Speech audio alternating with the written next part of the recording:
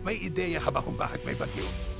Alam nating lahat kung gaano ito kalakas, pero saan nga ba ito nagsisimula? Ang lahat ay nagsisimula sa mainit na tubig ng karagatan. Kapag ang temperatura ng dagat ay umabot sa 26.5 degrees Celsius o higit pa, ang tubig ay sumisingaw at umaakyat sa himpapawid bilang water vapor. Habang tumataas, lumalamig ito at nabubuo ang mga ulap.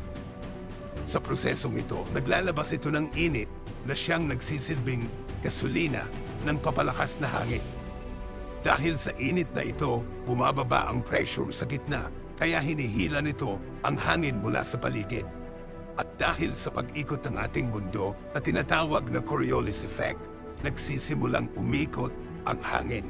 Dito na nabubuo ang isang low pressure area o LPA. Kapag lumakas pa ang hangin nito, nagiging tropical depression na ito. Pagkatapos, tropical storm. At kapag umabot na sa 118 kilometers per hour o higit pa, opisyal na itong isang ganap na typhoon o sa atin, isang bagyo.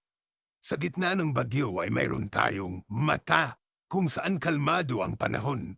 Pero huwag magpakampante.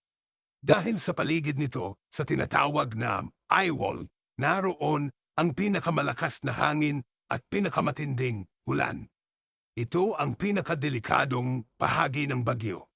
Habang gumagalaw ang bagyo sa dagat, itinutulak ito ng hangin sa atmosphere. Kaya pa iba-iba ang direksyon nito.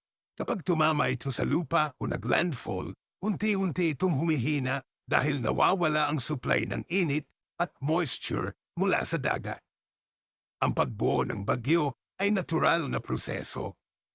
Ngunit dahil sa climate change, napapansin ng mga siyentipiko na mas nagiging madalas at mas malalakas ang mga bagyo ngayon. Kaya naman, napakahalaga na lagi tayong handa. Laging makinig sa mga babala ng pag-asa at sundin ang payo ng ating mga lokal na awtoridad. Hindi man natin mapipigilan ang bagyo. Kaya naman nating paghandaan ito para mabawasan ang pinsala.